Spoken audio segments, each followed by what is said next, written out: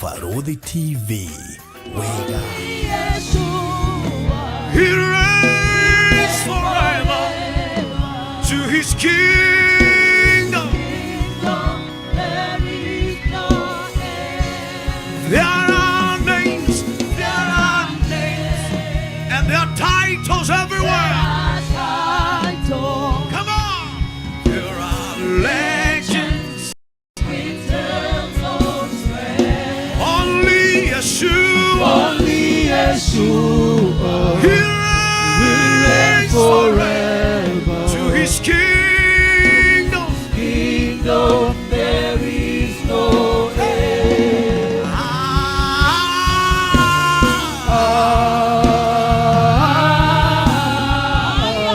To his kingdom. There is no end.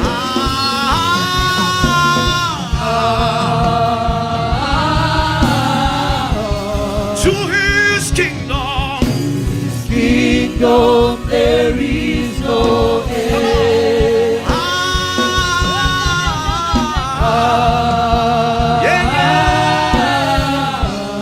To his kingdom.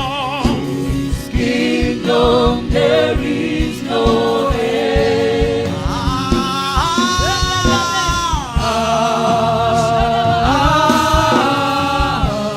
To his kingdom. There is no end. Come on, somebody clap your hands and give him a shout. I believe you can do much better than that. Why don't you turn to somebody, tell them this is the last day. Come on, turn to three people. Come on, don't be quiet, don't be quiet. Don't be quiet, don't be quiet. This is the last day. This is the last night. The end of something is better than the beginning.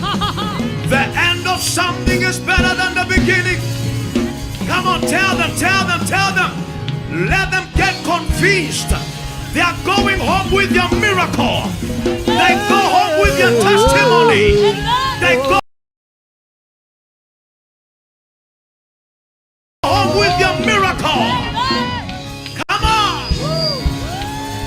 Now with your hands lifted up, everybody. Lift those hands. We're going to clap and release a sound in this place. Are you ready, somebody? I can't hear you. Are you ready? Come on, church. Are you ready? At the count of 1, 2, 3, I want you to clap your hands, shout with a voice of triumph, for the Lord is here tonight. Are you set? Are you ready? 1, 2, 3, somebody shout! Somebody shout! Somebody shout! Somebody shout!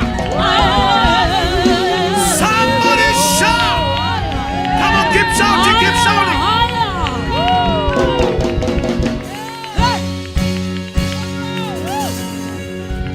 Are you ready? Are you ready? Mwamba, Yesu mwamba, wacha nitangaze sifa zako. Mwamba, Yesu mwamba, wacha nitangaze sifa zako. Sema mwamba. Mwamba, Yesu mwamba, acha nitangaze sifa zako. Come on, everybody.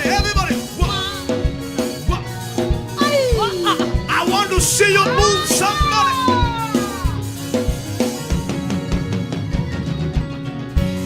Come on. Is that the best dance you can give? Is that the best dance you can give? Hey, say mwamba. Mwamba, Yesu mwamba, acha nitangaze sifa zako. We say mwamba. Mwamba, Yesu mwamba, acha nitangaze sifa zako. Sema mwamba, mwamba, Yesu mwamba, acha nitangaze sifa zako. Mwite mwamba, mwamba, Yesu mwamba, acha nitangaze sifa zako. kama sio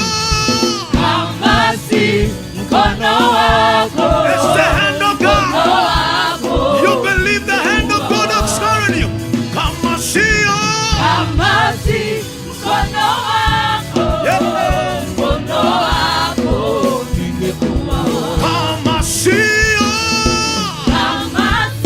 mkono wako, mkono wako, ningekuwa wapi? sema mwamba, Mwamba, Yesu mwamba, acha nitangaze sifa zako. mwite mwamba, Mwamba, Yesu mwamba, acha nitangaze sifa zako. everybody dance, everybody dance.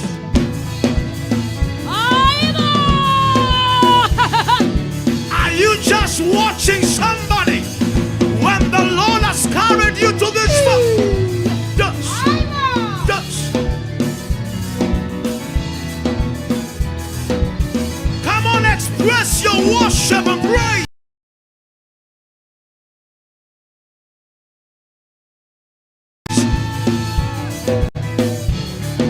Hey.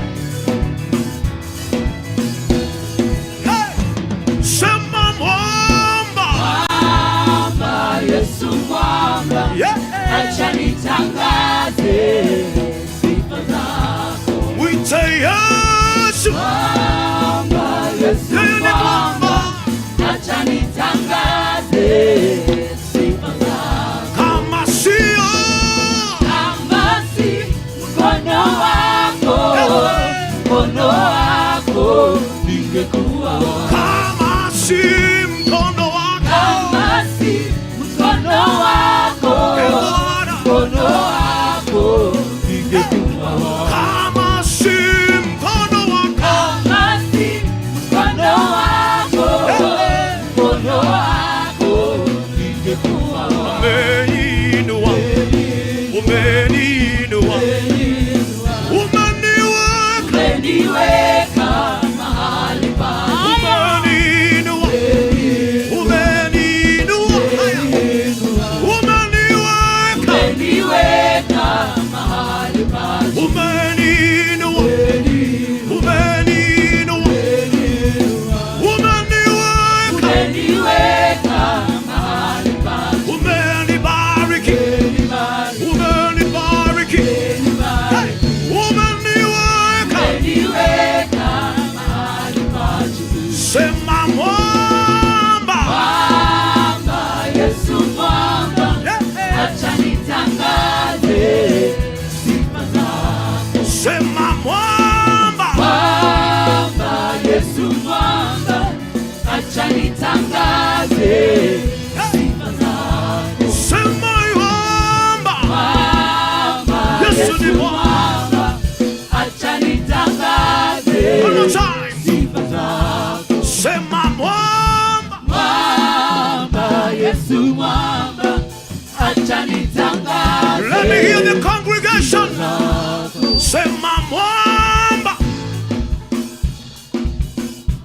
come on. Sema mwamba,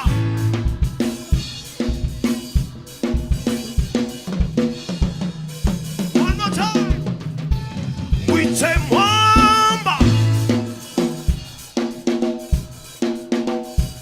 everybody, everybody, everybody, everybody. Sema mwamba, Mwamba, Yesu mwamba, acha nitangaze sifa zako. sema mwamba, Mwamba, Yesu mwamba, acha nitangaze sifa zako. come on, give him a shout. Hey, shangilia,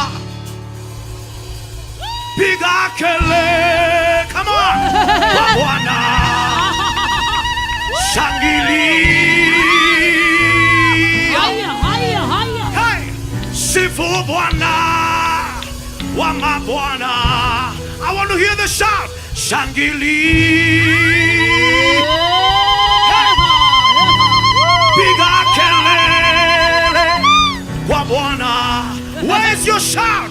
Shangili. Sifu Bwana wa mabwana. Everybody, shangilia. Piga kelele kwa Bwana. Shangilia. Sifu Bwana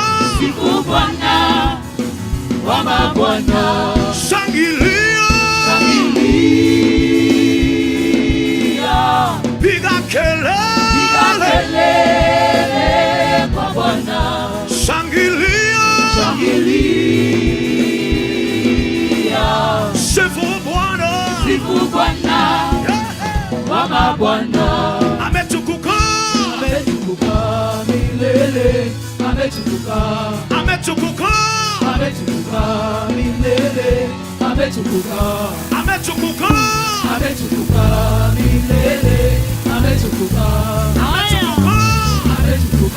milele. Ametukuka. Bwana, jina lako la milele.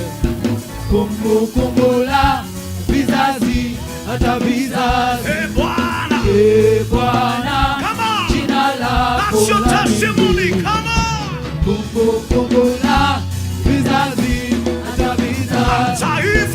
Mataifa yote msifu Bwana. Enyi watu wote mhimidini. Mataifa yote msifu Bwana. Enyi watu wote mhimidini. Msifuni kwa mfumo baragumu. Msifuni kwa kinanda na kinubi. Msifuni kwa matari na kucheza. Kila mwenye pumzi na amsifu Bwana. Ametukuka milele. Ametukuka milele. Ametukuka milele. Ametukuka milele. Ametukuka milele. Ametukuka milele. Ametukuka. Somebody give the Lord a shout.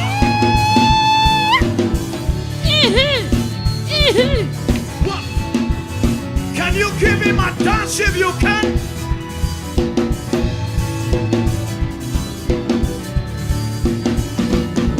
Can you give him a dance, somebody? Are you praising the creator of the universe? That God that has given you life. Come on. Dance, celebrate,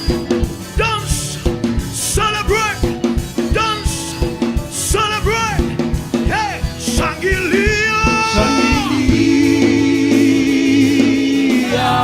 Piga kelele kwa Bwana. Shangilia.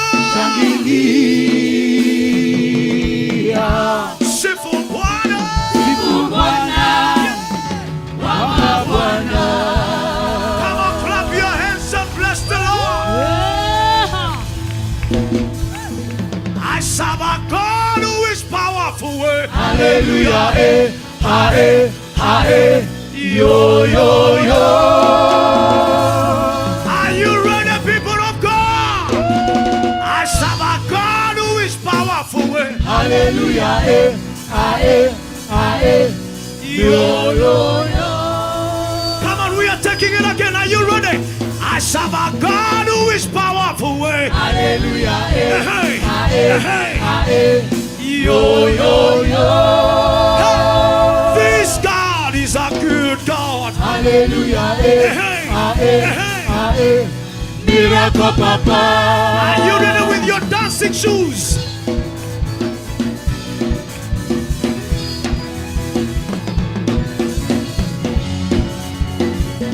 Where's your dancing shoes, somebody?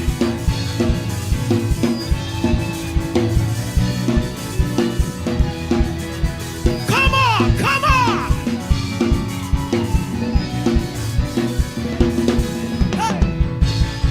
I serve a God who is powerful. Hallelujah. I serve a God who is mighty. Yo, yo, yo. This God is a good God. Hallelujah. You can call him a miracle. Miracle I Papa. serve a God who is powerful. Hallelujah. I serve a God who is mighty. Yo, yo, yo. This God is a good God. Hallelujah. You can call him a miracle. Miracle Papa. Ayo, yo, yo. Yo, yo, yo. Ayo, yo, yo. Yo, yo, yo. This God is a good God. Hallelujah. You can call him a miracle. Miracle Papa.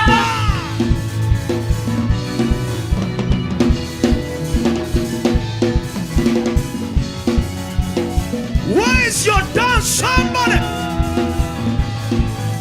Hey! Forget about your neighbor. Concentrate on your dance. Hey! Hey!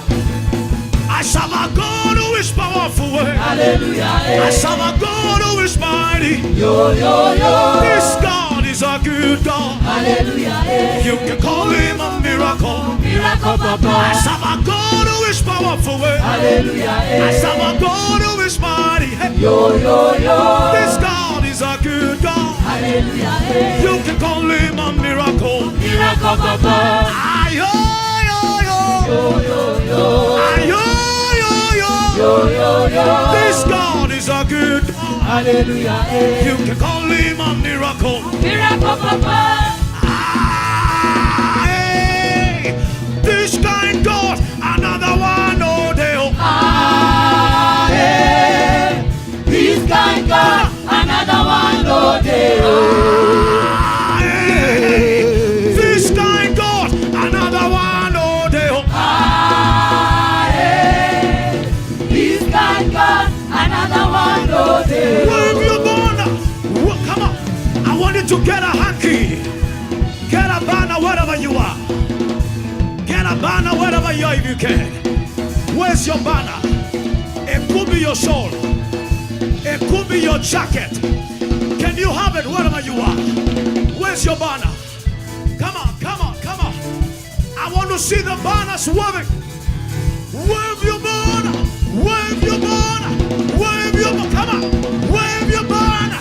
Wave your banner. Come on. Wave your banner, wave your banner, wave your banner, Come on. wave your banner, wave your banner, Come on. wave your banner, wave your banner, Come on. wave your banner, Hey. wave your banner, Hey. wave your banner, wave your banner. Ah, hey. This kind God, another one, oh, they, oh. Ah, yeah. This kind God, another one, oh, day, oh. Hey, this kind God, another one, oh, they, oh. Ah, yeah. This kind God, another one, oh, day, oh. Hey, this kind God, another one, oh, they, oh. Ah, yeah. This kind God, another one, oh, day, Another oh. one, oh, they. Another one, oh, day, Another oh. one, oh, they. Another one, oh, day, Another oh. one, oh, they. Another one, oh, day, Another one, oh, they. Another one, oh, day, Another one, oh, they. Another one, oh, day, Another one, oh, they. Another one, oh, day, Another one, oh, they. Another one, oh, day, Another one, oh, they. Another one, oh, day, Another one, oh, they. Another one, oh, day, Another one, oh, they. Another one, oh, day. Come on! Now watch this. How many Africans are here? How many Africans are here? Am I contradicting you? How many Kenyans are right here? How many nations are here tonight? How many nations are here tonight. So we must praise him. Praise him in an African way. I can't hear it. So we must praise him. Praise him in an African way. Gaiwa kwa gaiwa kwae. Gaiwa kwa wewa magega. Gaiwa kwa wewa magega. I want you to look at your neighbor. Are they praising better than you? Come on. Collect their miracle tonight. Are you ready? Gaiwa kwa kwae. Gaiwa kwa wewa magega. Gaiwa kwa wewa magega. Orogero wewa magega. Orogero wewa magega. 1, 2, everybody jump.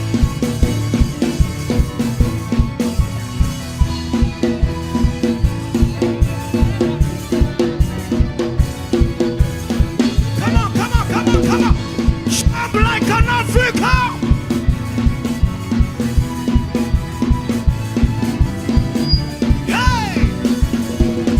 Emboyo, Jesu, emboyo. Come on. Emboyo, Jesu, emboyo. Emboyo, Jesu, emboyo.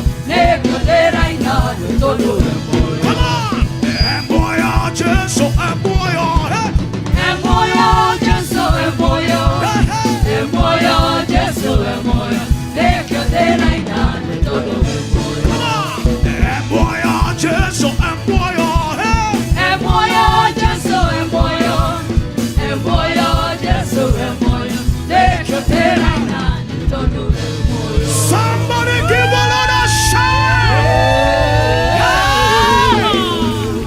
Jesus.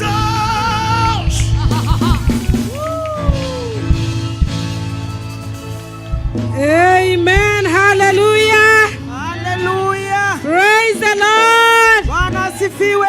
Hallelujah. Hallelujah. Wow. The last evening is better than any other. Jioni ya mwisho ni bora kuliko ingine yoyote. What you have not received for the last 5 days. Ila hujapokea siku 5 ambazo zimepita. This is the night. Hii ndio usiku wako. This is the night. Huu ndio usiku wako. It is all by faith. Ni kwa imani, yote ni kwa imani. I told you yesterday. Niliwaambia jana. You put a demand. Unaitisha. Even this last night. Hata jioni ya leo. Tell yourself. Jiambie. It is my night. Ni usiku wangu mwenyewe. Even if you have received. Hata kama kuna kitu umepokea. There is still something more. Kuna bado nyingi kubwa for you in the house tonight. Wako leo jioni. Hallelujah. Hallelujah. You cannot exhaust. Hauwezi maliza. What God has in store for you. Kile Mungu ameweka kwa ajili yako. Hallelujah. Hallelujah. I want you to turn to your neighbor again and welcome them. Nataka ugeukie jirani yako mwambie karibu. Come on, welcome somebody next to you with a smile. Mtu ambaye amekaa karibu na wewe ukitabasamu. Hallelujah. Hallelujah. We are time bad. Tumeenda wakati wetu si mzuri. And our Father in faith is already in the house. Na baba yetu wa imani tayari ameingia. Let us celebrate grace. Wacha tufurahie neema vizuri. Hallelujah. Hallelujah. Amen. Amen. So let's take our seats. Wacha tuketi sasa. Because tonight we have marathon service. Kwa sababu jioni ya leo tuko na ibada za and kwenda God kasi. is going to bless us tremendously. Na Mungu anaenda kutubariki kwa njia kuu. So I know I may not be back here again. Naweza kosa kurudi mahali hapa tena. I want to take this opportunity to thank all of you. Ningependa kuchukua fursa hii kushukuru kila mmoja wenu. That have been coming for this conference ever since we began on Tuesday. Ambaye amekuwa akikuja katika kongamano hili tangu tuanze. People that have traveled from far. Watu ambao wamesafiri kutoka mbali. Even from the neighboring countries. Hata katika mataifa ambayo ni majirani. Other counties. Counties zingine zote. We thank you for coming. Tunashukuru kwa kuja. And we know and we believe Na tunajua na kuamini that your life kwamba maisha yako is going to the next dimension. imeingia katika kiwango ya juu. In the name of Kwa Jesus. jina la Yesu. So I appreciate every one of us. Kwa hivyo natambua na kufurahia kila mmoja wetu. The members of Exploits Worship Center. Washirika wa Exploit Worship Center. Can you celebrate them? Hebu wafurahieni. Hallelujah. Amen. And all the other people that came from whichever church and you've been serving. Na watu wote mumetoka makanisa tofauti tofauti na umekuwa ukitumika. We thank God for you. Tunashukuru Mungu kwa And we ajili pray yako. God will bless Na you tunaomba Mungu akubariki in a mighty way. kwa njia kuu. And before I go, Kabla sijaondoka, we once more want to appreciate all the men of God, tunataka pia kutambua na kufurahia watumishi wote wa the Mungu. pastors, the prophets, the evangelists, the bishops. Wachungaji, wainjilisti, wa maaskofu. And we want to ask them to stand one more time wherever they are. Na nataka wasimame mahali popote walipo. If you are a pastor, Mahali popote ulipo. tunataka amen. See how kukufurahia. many they are. Angalia vile So wako. many men of Wako God. wengi sana watumishi wa Mungu. Almost half the congregation. Kama nusu ya kongamano. God bless you for coming. Bwana wabariki kwa kuja. We know you are very busy people, Tunajua nyinyi mko na kazi but you nyingi. found time Lakini mkatafuta to wakati be here. kuwa hapa. We thank God for you. Tunashukuru Mungu kwa ajili yenu. We also thank God for the committee Tunashukuru Mungu pia kwa sababu ya that has kamati been led by our friend Pastor Peter, Reverend Peter Kamau. ambaye imeongozwa na Reverend Peter Kamau. They've done an amazing job. Wamefanya kazi mzuri sana. We really thank God for you. Tunashukuru Mungu kwa ajili yako. Hallelujah. Amen. And so, Kwa hivyo I want to welcome Reverend Peter. nataka kukaribisha. Hallelujah. Haleluya. Reverend Hello and praise the Lord. My name is Monica Patrick. And I'm Nino Kihuga. And we are from Exploits Worship Center, AWC. It's been 4 amazing and powerful days right here at the conference. We have witnessed a mighty move of God. The Spirit of God has been at work, and the Word of God has been broken down into deeper revelations by the anointed men and women of God. Indeed, it's kingdom. Kuna maswali nyingi. Where is the service tomorrow? Ibada itakuwa wapi kesho? We never meet here as Exploits Worship Center. Hatujawahi kutana mahali hapa kama kanisa. We meet in our church. Tunapatananga kanisani kwetu. We have a church at the city center, Tuko na kanisa katikati ya mji. Tembo Cooperative House, Tembo Cooperative House, 4th floor, floor ya 4. where we have our morning glories Mahali ambapo tunafanya ibada yetu and our asubuhi lunch hours every na day. mikutano ya mchana kila siku. On Sundays, Jumapili we meet at Mombasa Road huwa tunapatana Mombasa Road. after Nyayo Stadium roundabout. Ukimaliza tu Nyayo Stadium hiyo roundabout. There is our church right there after the roundabout, Kanisa yetu iko hapo mbele tu baada ya roundabout. opposite ICC Church. Opposite iko kinyume na ICC. So when you want to find us, that is where you find us. Ukitaka kupatana na sisi hapo ndio utapatana na sisi. But tomorrow, Lakini kesho we are finishing, we are having our service right here. tutakuwa na ibada zetu hapa. So all of the people that have been coming here, you are the ones who are from the counties and you are around, you can come here. Watu wote ambao wametoka kaunti zingine wamekuwa kwa huu mkutano, unaweza kuja hapa. We shall be here tomorrow. Sababu tutakuwa hapa kesho. Amen. Amen. And all the people that got born again this week, Na watu wote ambao wameokoka wiki hii, we shall meet with you tomorrow after the service. tutapatana na nyinyi baada ya ibada ya kesho. Amen. Amen. So God bless you. Bwana wabariki. We want to welcome Reverend Peter, Karibu sana Kasisi Peter, and he will be welcoming Apostle na atakaribisha mtume so that we can go to the next level. ndio tuingie kiwango hicho kingine. God bless you. Bwana wabariki. Amen.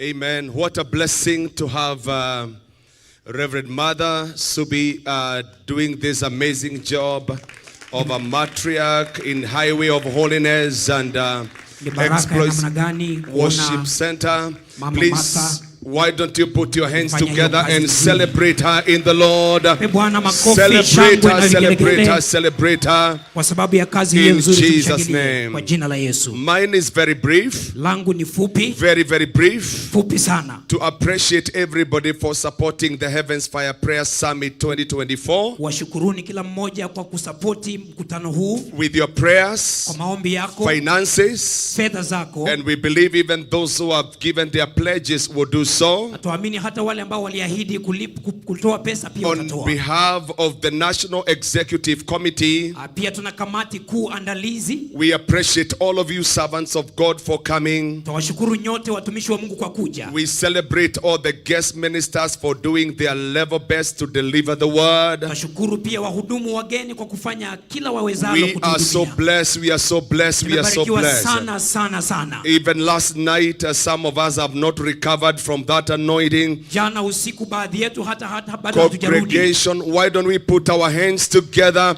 Kwa nini and celebrate tusimshangilie all the Bwana good things that have happened kwa ajili ya mambo mazuri ambayo yamefanyika in Heaven's Fire Prayer Summit? katika Heaven's Fire Prayer Summit. Together with me is a committee. Pamoja nami ni kamati. I'll ask them to stand here. They will not say anything because of time. Please stand together with me here. Simama na mimi hapa mbele. The Lord bless you for your labor of love. Bwana awabariki kwa kazi yenu Your ya upendo. labor of love. Kazi zenu za upendo. Your labor of love. Kazi yenu ama Celebrate taabu yenu them, ya celebrate upendo. them, celebrate them. Washangilie jamani. Celebrate them. Washangilie. Celebrate them. Washangilieni.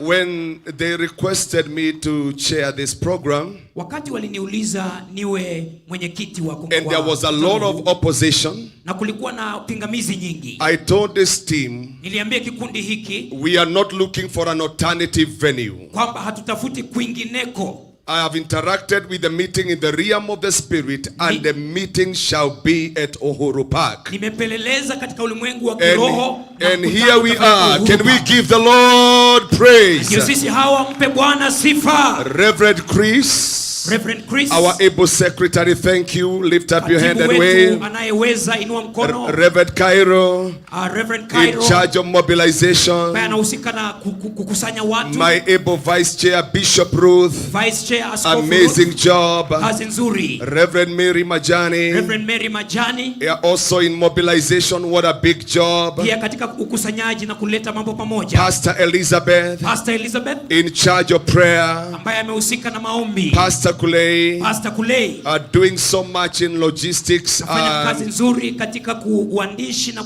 kuweka vitu pamoja. and we are grateful for your job. Tunakushukuru kwa sababu ya kazi yako. Here there is Pastor Grace Kulei, who is a wife of Pastor Kulei, Pia kuna mkewe Pastor Kulei has labored so powerfully also on accommodation protocol, ushering, hospitality, the wonderful VIP arrangement. Let's Fanya celebrate kazi them with a nzuri, very good hand. VIP protocol kila pahali, hata accommodation. Pastor Henry, Pastor Henry in charge of mobilization too. ambaye pia anasimamia kukusanya mambo pamoja. This wonderful man, lift up your hands, Marwa, in Reverend charge Simatwa, of security. anahusika na usalama. All the security details in the prophetic march, Wote waliokuwa katika usalama wakati tulienda nje kwa gwaride, he was in charge of them. yeye ndiye alisimamia. We have others not together with us. Pia kuna wengine ambao hawako na sisi. Bishop Sami Kiangi, Askofu Sami Kiangi, we are so grateful to God. tunashukuru sana Mungu. On behalf of Apostle Julius Subi, Kwa niaba ya mtume Julius Subi who is a convener, ambaye ndiye ametualika we sisi, just say the Lord bless you. tunasema Mungu awabariki. Thank you for giving it an easy time. Asanteni kwa kuleta muda mzuri. Thank you for spending hours and hours. Asante kutumia masaa mengi. Today, Leo we request Papa, tunamuuliza baba even in the yetu, course of it all, hata katika haya yote, that a special grace will fall upon this committee. kwamba upako mahususi utawaangukia hawa wapendwa. Thank you so much. Asanteni sana. Please, because of their labor of love, Kwa sababu ya kazi yao ya upendo, I ask you, please celebrate them with a very good hand. nauliza tukawashangilie kwa Very mkono good mzuri, hand. makofi mazuri. Thank you, team. Asante. The Lord kikundi. bless you. Let's all be upstanding in the presence of the Lord. Tusimame sote katika uwepo wa Bwana. Ministers of the gospel, wahuduma wa injili, please take this anointing into your local churches. tafadhali pelekeni upako huu kwenye makanisa yenu. Apostle Subia have decided Mtume Subia nimeamua that I will not partake alone. kwamba hata nami sitachukua peke yangu. Tomorrow, whether they like it or not, Kesho wapende wasipende, the theme is the Heaven's Fire Prayer Summit. mada itakuwa tu kama ya hapa Heaven's Fire. Receiving the anointing of prayer utakuwa na upako wa maombi and the anointing of faith. na upako wa imani. In Jesus' name. Kwa jina la Yesu. So we can do that, ministers. Tunaweza fanya hivyo wahuduma. Push this into your services. Sukuma haya mambo katika ibada zenu za kesho pia. With the joy of the Lord. Mkiwa na furaha ya Bwana. I said with the joy of the Lord. Nimesema mkiwa na furaha ya Bwana. Let us welcome Apostle Julius Subi on the altar. Mtume Julius Subi. Yay! Hallelujah. A celebration there. Shangilia Bwana. In Jesus' name. Kwa jina la Yesu. Amen. Glory to God. Let's appreciate our chairman, Reverend Peter Kamau. And the entire committee that has worked tirelessly. This meeting was very challenging to organize. Because the atmosphere in the was toxic because of the demonstrations that we have been having. And I know many meetings were cancelled because of those demonstrations. But I felt in my spirit we are not cancelling this meeting. And we thank the Lord for what He has done. And I want to celebrate, all of you have come from different counties and from different nations. God bless you. Thank you for coming. As you go back to your nations, may the Lord go with you. We look forward to seeing you again in your nation and in Kenya next year around about this time. And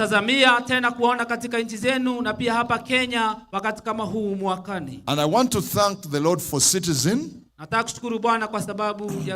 because we are getting live on Citizen television. We are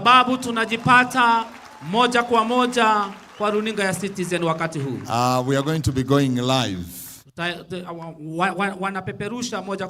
don't know if we are already live. Yeah. But I know Citizen is here. And they're here to give us some time. So I just want to say that the nation has shifted to another dimension. We believe that our nation is going to prosper. We believe that Kenya shall experience peace as never before. And we believe that even as our Papa prayed for the young people yesterday, they are going to be revivalists. They are going to be entrepreneurs. They are going to start businesses and multinational companies. The economy of Kenya, by round about this time next year, it's going to be a totally different story. Because God has come down in our nation. So let's keep in prayer. Let's live in peace. And let's work. And the Lord give you the spirit of creativity. Because we've been receiving the word. Our Papa told us yesterday, government cannot make for us jobs.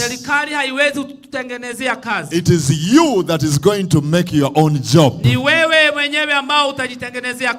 Amen. Amina. So without taking much time, I want us to welcome our spiritual father. Nataka tumlete baba yetu wa kiroho. I share the father with Apostle Martin Suna. Tunashiriki baba mmoja na mtume Martin Suna. But we don't compete for love. Lakini hatupigani upendo. Our father has a big heart. Baba yetu ako na moyo mkubwa. So let's celebrate Pastor Robert Kayanja. Wacha tumsherehekee mchungaji Robert Kayanja.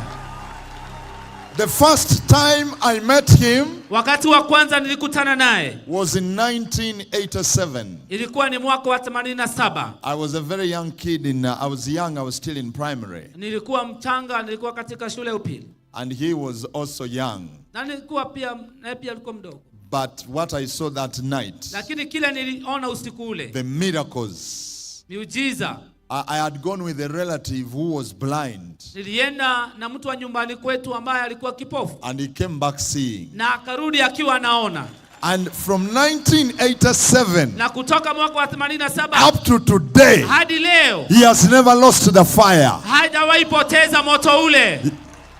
We thank you. Nakushukuru. Amen.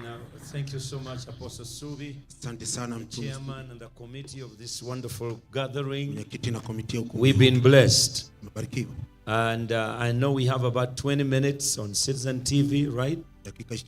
And I just want to do a recap, and then I'll share with you the last 7 anointings that you need to have, or 6 or 7 anointings you need to have. And we are grateful to Kenya. We thank God for this great country. You're not just a neighbor. This is another home from home. We thank God for what God is doing, what the Lord is doing in your country. And we are so blessed of the Lord. And we thank God for President Ruto, his deputy, his wife, Mama Ruto, and all the leaders in Kenya. Well, you have just gone through challenges, but these challenges is a spirit that going around the world. And it's not something that you can ignore, but also it's not something that you can really pay much attention to it. Because anything that cannot develop and take people to another level, sometimes comes like a distraction on your move and on your steady walk. This year, in February, you had a great anointing service. I think a year before, October, you had another meeting. I don't know if it was October, when Dr. Rodney was here. Then Dr. Benny Hinn came. Great meetings have been happening. And I know God is about to do something wonderful in Kenya. And I believe in the God of Israel. He is a mighty God. Anointing breaks and destroys yokes. You have to understand the yoke Africa has. In 1884, Africa was demarcated into small nations. These nations, ever since we were demarcated or colonized, we did not do much. For 70 years to 140 years, we lost a lot. We lost trust.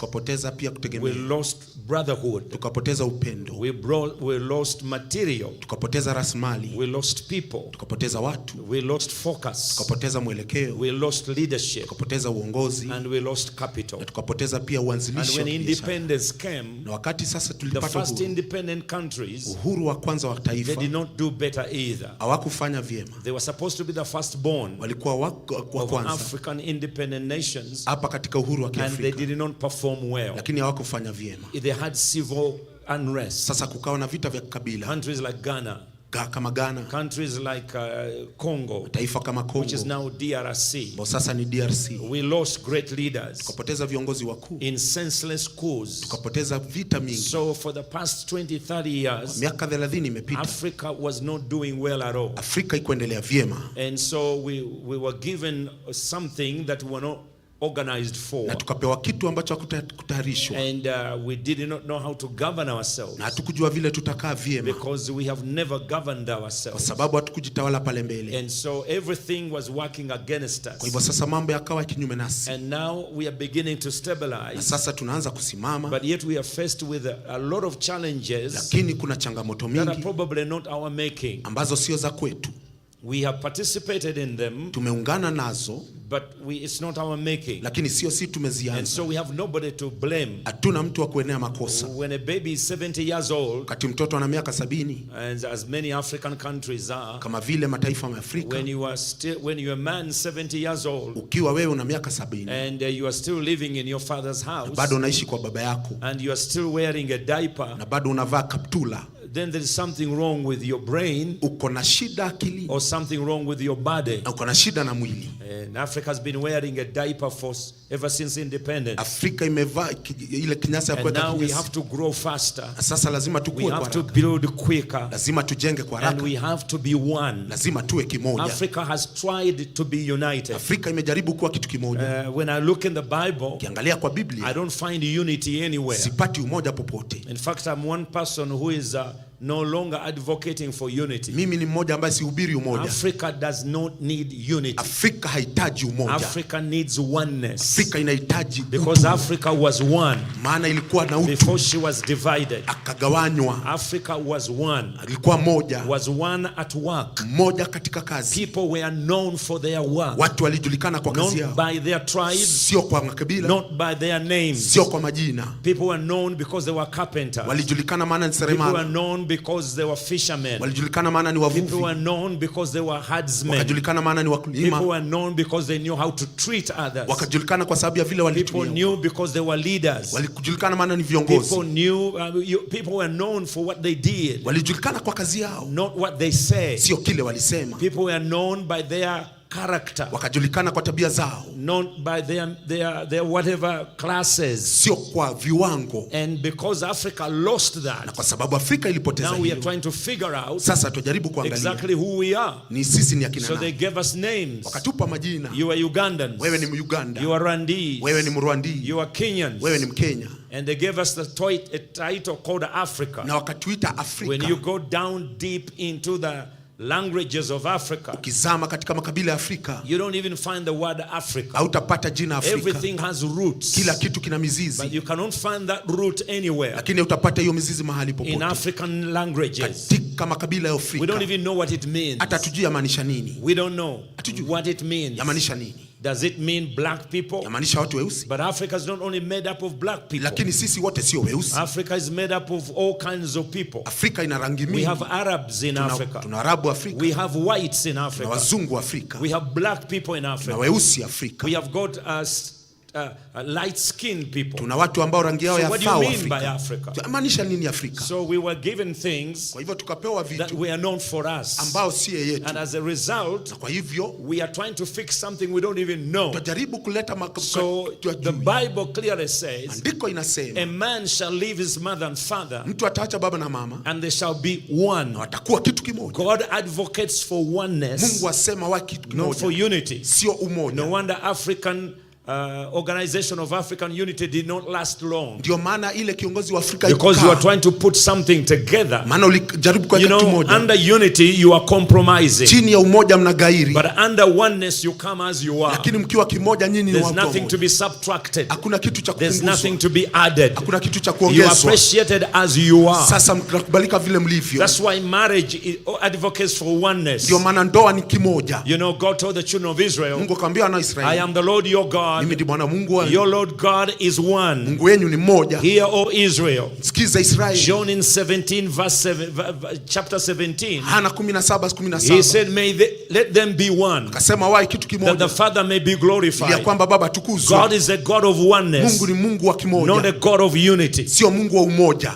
Not a God of unity. Sio Mungu wa umoja. No wonder East African unity did not last. Ndio maana Afrika Mashariki kuongozwa. Actually, we have gone further than that. Kaenda zaidi ya hii. In East African unity. Katika ile umoja. In the days of Mzee Jomo Kenyatta. Katika siku za Mzee Jomo Kenyatta. Mzee Julius Nyerere. Mzee Julius Nyerere. And Milton Obote. Na Milton Obote. They made the East African unity. Wakafanya ile umoja ushirika. We even made an airline. Hata pia wakatengeneza uwanja wa ndege. We even built a lot of stuff. Wakajenga vitu pamoja. But it broke down. Lakini ikavunjika. Because anything that is put together, chochote chawekwa pamoja, it's glued together. Lazima kishikamani. It's built on compromise. Jengwe katika kugairi. But if Africa understand we are one. Afrika ikielewa si ni kitu kimoja. Once you realize you are one. Ukijua wewe ni kitu kimoja. Then you can't live by yourself. Hautaishi mwenyewe. You can't survive by yourself. Hautajipenda mwenyewe. Uganda needs Kenya. Uganda inahitaji Kenya. Kenya needs Uganda. Kenya inahitaji Uganda. We need South Africa. Taji Afrika yote. We need Rwanda. Taji Rwanda. We need Tanzania. Taji Tanzania. The moment we realize we are one, tukijua si ni kitu kimoja, we will do things that will put us together. Tutafanya mambo ya will be things that will put us as one. Mambo yatatuweka tuwe kitu kimoja. That's why yesterday, ndio maana jana I was challenging our leaders. Kwa natia moto viongozi. No matter what we want to do today. Sio kile tunataka kufanya leo. Every country in Africa today, kila taifa la Afrika has more than 20 universities. Kina machuo kikuu zaidi ya 20. And every year, na kila mwaka, we are pumping out tens of thousands of graduates. Tunaweka watu ambao wamehitimu wengi kule nje. Jobs. Ambao wanahitaji makazi. And there's no country, hakuna taifa, there is no economy, hakuna uchumi that can create such jobs. Ambao unaweza ukawapa kazi. There are joblessness in China. Wana kazi China. There are jobless people in the United States. Kuna watu wana kazi Marekani. And we are not even near those economies. Na tuko karibu na uchumi wao. There are jobless people in Europe. Kuna watu wana kazi Europa. And we are not yet near that economy. Na tujafikia huko. The only thing that can make Africa, ile kitu itafanya Afrika greater than ever before, iwe zaidi ya kile, is to stop creating jobs and create work. Tuache kutengeneza kazi, tutengeneze mambo ya give everybody a chance to work. Tupatie kila mtu chance ya kufanya kazi. There's a big difference between work, kuna tofauti ya kazi jobs, na kufanya kazi. This is the difference. Ni tofauti ni hii. On a job you can be fired. Kwa kazi unaweza ukafutwa. You can be hired and fired. Unaweza ukaandikwa ufutwe. On work nobody will ever fire you. Kazi yako mwenyewe hakuna mtu atakufuta kazi. No one can fire from, if you are a tailor, no one can fire you. Wewe kama ni mshonaji hakuna mtu atakufukuza. If you are a chef, no one can fire you. Kama ni mpishi hakuna mtu atakufuta.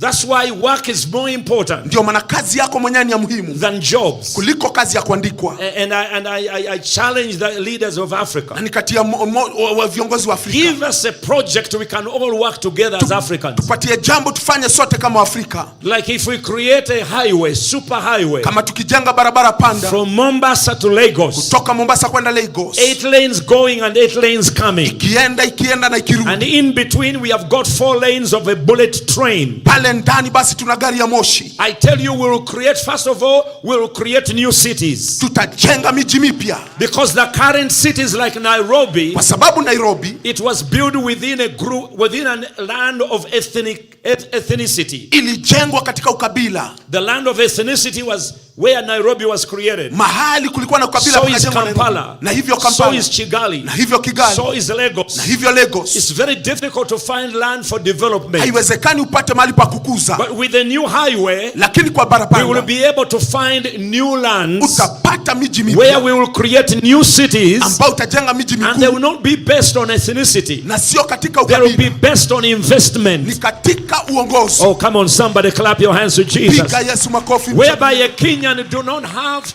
to be chased away because he's a Kenyan to go to that city and invest. Kwa hivyo asifukuzwe akaeke hazina mali kwingine. This will be new African cities. Ikuwe na miji mipya Afrika. This will be new African territories. Itakuwa miliki ya Kiafrika. These will be centers. Could you imagine from here, from Mombasa to Lagos? Itakuwa toka Mombasa kwenda Lagos. Those will be at least 2,000 new cities. Itakuwa miji zaidi ya 2,500. With a population of each having over 20 million population. Ambayo ina zaidi watu milioni 20. It will give hope to Africa. Itapata tumaini kwa Afrika. It will give hope to the professionals. Yana tumaini kwa wafanyakazi. It will attract foreign investments. Itafanya wawekezaji wa nchi za nje waje. Somebody will say, where will we get the money? Mtu akauliza tutatoa pesa. If we don't even have money to fix our schools. Kama una pesa kujenga mashule. This will be an investment investment. Hii ni katika And I'm uwekezaji. throwing this one to all leaders and members of parliament and presidents and leaders of Africa. Naambia viongozi wote wa Afrika, Give us something bigger than ourselves. tupatie kitu kikubwa kukuliko wewe. Africa, we are resilient people. Kwa sababu sisi ni watu wa kazi. We have survived Ebola. We have survived COVID. Tumeshinda Ebola We na have COVID. survived HIV. Tumeshinda mambo We mengi. can survive poverty. Tunaweza tukashinda umaskini. Give us something bigger than our nations. Tupatie kitu kikubwa kuliko kile kilikuwa Give mbele. us something bigger than our time. Tupatie kitu kikubwa kuliko siku Why zetu. are you always giving us small Kwa projects? nini to work watupatia on? vitu duni Budgets that cannot change nations. ambayo iwezi ikasaidia? Give us something great. Tupatie kitu The kikubwa. population of Africa is 1.2 billion people. Hapa Afrika kuna watu Why don't you bilioni give us something that will cost us $1 trillion? tupatie kitu ambacho kitatuzidia katika Because we kupenda. can raise it. Kama tunaweza tukainua In these countries from Mombasa kutoka Mombasa to Lagos, kwenda Lagos, there will be a population of at least 400 to 600 million people. kuna zaidi ya watu milioni 4 milioni 6. If you remove the children, Ukitoa if you watoto, remove the poor, ukitoa if you remove those who have no money, ukitoa wale wana pesa, you'll end up at least with 100 million people utapata watu milioni 1 who can afford to buy a share of $100. milioni 100 wanunue shares za milioni dola. And if you can buy a share of 100 million Na kama wanaweza nunua to share 100 million people, kwa watu milioni 100, that will be at least quickly, it will push us into a billion, 10 billion or 100 billion. Somebody do the math. itatupeleka kwa mabilioni. Wafanya hesabu, That will wafanya be hesabu $10 billion. katika kidola. And if others will buy 10 shares, Na kama wengine watanunua share others will 10, buy 100, wengine wanunue you'll 100, find that we will raise closer to $600 billion to build that highway. tutakuwa na zaidi ya bilioni 600 kujenga njia panda, And we'll build it. na tutaijenga, And we shall create cities along the na way. tutajenga miji kule. Could you imagine Tazama, if there was an event, kama kulikuwa na a football event? kuwe na mpira wa That's why cheswa. when you go to Europe, Ndio maana ukienda you Europa, ask yourself, all the stadiums are full all the time. jiuliza stadium zimejaa kila Do wakati. you know why? Ndio kwa nini? Because communication is easy. Kwa sababu wanaweza kusalimiana. Someone, when I was in Berlin preaching, Kati nilikuwa Berlin I kiubiri, was amazed. There are people who drove their cars kuna watu waliendesha magari from yao Switzerland kutoka Swiss, and they came to Berlin, wakaja Berlin, from Denmark kutoka Denmark on road. kwa barabara. In Africa, from here to Nigeria, Afrika kutoka hapa kwenda you need Nigeria a plane. unahitaji And ndege, African flights are never on time. na Afrika afiki mapema. If you want to go to Nigeria, Taka kwenda you have to Nigeria, go to the Middle East lazima uende kule and Middle then East, connect to go over there. alafu uende kule. Somebody, when I was coming here, they told me Wakati nilikuwa nakuja that wakaniambia in West Africa, kule West to Africa have a pineapple, kuwa na pineapple, which tunda is Uganda pineapple, ambayo ni tunda la 3 pineapple, pineapples big size, zile kubwa they are just 10,000 shillings. ni 10,000, 10,000 shillings. 10,000, And that's Ugandan shillings, na hiyo ni pesa ya Uganda, non-Kenyan. sio ya Kenya. 10,000, 3 pineapples. Zile nazi 3, How much money is that in Kenya? hiyo ni pesa ngapi hapa Kenya? And by the way, we have the best pineapple. Na sisi kule Uganda tuna zile nazi I've nzuri. tried your pineapples here. I'll never eat it again. Nimekula zenyu za vika zinajaa And I don't uchachu. know how you guys eat that Hivi pineapple. vile mnakula huku zimejaa zinatukata mdomo. I don't know how you eat that Mimi pineapple. sijui vile mnakulaga hii tunda yenu ya pineapple hii. If I was in Kenya Kama ningekuwa Kenya and I've eaten Uganda pineapple, na nikule nazi ya kule I'll Kenya, start a maandamano. nitaanza maandamano. I don't know how you eat that stuff. Sijui mnakulaga hiyo kitu I've namna gani. tasted your bananas. Hata nimekula mandizi yenu. I can eat that stuff. Siwezi nikakula hiyo ndizi. How do you eat it? Mnaikulaga namna gani? Inaonja aje hii kwanza?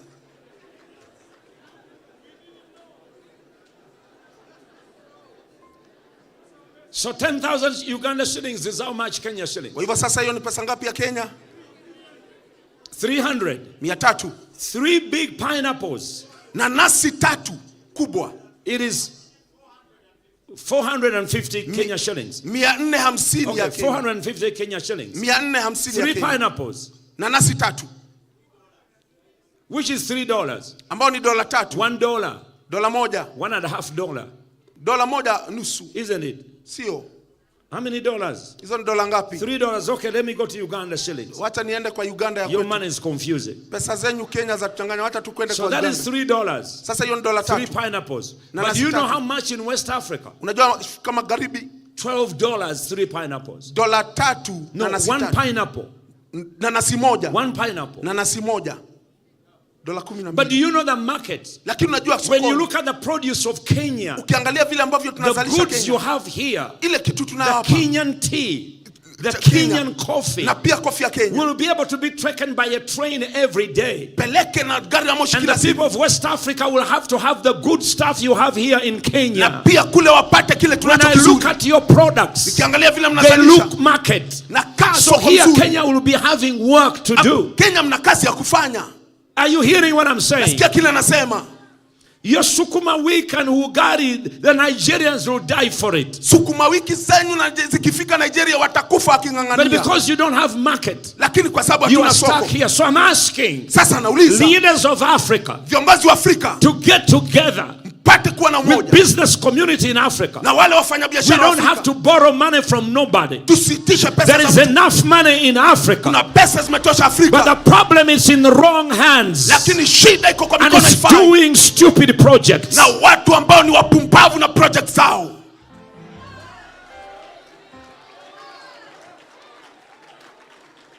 So I challenge Africa today. Pia changamoto Afrika leo. Please don't give us programs. Msitupatie ma program. That 20 years from now. Ya kwamba miaka 20 toka leo. 40 years from now. Miaka 40 toka leo.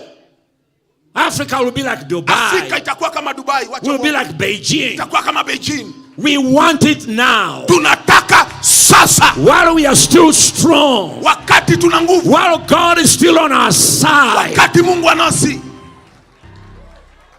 I challenge national planning authorities na pia wale wapangaji to give us a project watupatie kazi ya that is worth the glory of Africa. Ili ya kwamba rejeshe utukufu wa Afrika.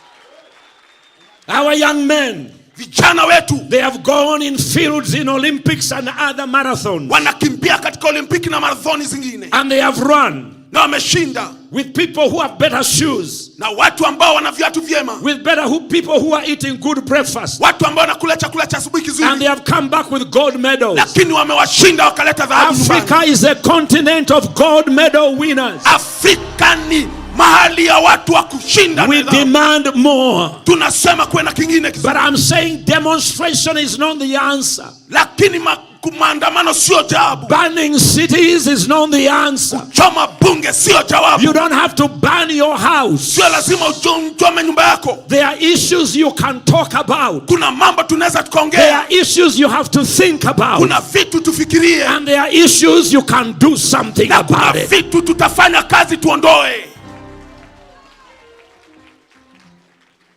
So I speak to the leaders kwa hivyo naongelea viongozi of all of Africa, Afrika yote, to have an African summit wawe na washa Afrika, which will involve our leaders, ambayo viongozi watakuja pamoja, which will involve our legislatures, ambayo itafanya wafanya which will involve our judiciary, na pia wafanya sheria, which will involve our youth, na pia vijana wetu, our church leaders, viongozi wa kanisa, mosques and whatever, wote and people of goodwill. Na wale wanapenda Kenya. I want to see 10 million Africans nataka nione 10 who are tired of watching people starve, ambao wamechoka kuangalia vitu za wengine, who are tired of listening to people talk, wamechoka kusikia watu wakiongea, who are willing to do something about it, wako tayari kufanyia kitu, who are ready to put money where their mouths are, wako tayari watoe pesa mfukoni waweke kwa mdomo yao, who are ready to see something happen, hao watafanya kitu kitendeke, who are ready to pray until something happens, ombe mpaka kitu kitendeke, who are ready to put brains together, waweke akili zao pamoja, who believe Africa is one, wanaamini Afrika ni moja, who believe this is the time for Africa, wanaamini hii ndio wakati ya Afrika. The scripture said, maandiko yanasema, the first shall be last, kwanza atakuwa mwisho, and the last shall be first. Mwisho atakuwa wa kwanza. We who have been last, sisi tumekuwa mwisho. This is our time to be the first.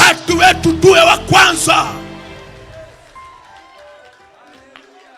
I want to see nataka kuona African men and women, watu wa Afrika, African families, familia za Afrika, who are ready to see great things happen, bako tayari wana vitu kubwa who are ready to divert whatever has been going out of Africa, wako tayari warejeshe rasilimali ya to Afrika, remain in Africa, irudi kaya Afrika, and cause this to be an incense of glory to the Almighty God. na wafanye hiyo manukato mazuri mbele za Bwana. I want to see that. Taka nione hiyo. Not when you add 50 years on me. Wewe niongezee miaka 50, ongeza sahi. I would like to see nataka nione where you can drive a car, kali unaendesha gari, like you drive from Miami to New York. toke Miami uende New York. I would like to see it from Mombasa to Lagos. Nione kama kutoka Mombasa kwenda Lagos. Could you imagine what will happen? Tazama nini kitatendeka. If there was an event in Uganda, kati pale Uganda, and over 10 million people get into that economy, na watu milioni 10 wakaingia katika gari moshi. There are people who are looking for a beautiful beaches like in Mombasa. Kuna watu watakani kana kwamba wako katika Mombasa, but they can't go there because the air tickets are too high. Lakini hawaendi kwa sababu ndege walipisha pesa mingi. Staying in Mombasa is not expensive. Kukaa Mombasa sio gharama kubwa. But getting to Mombasa is too expensive. Lakini kuingia Mombasa ni ngumu. If you use buses, ukitumia basi, you die before you arrive. Unakufa kabla mfike. Nakufia emali.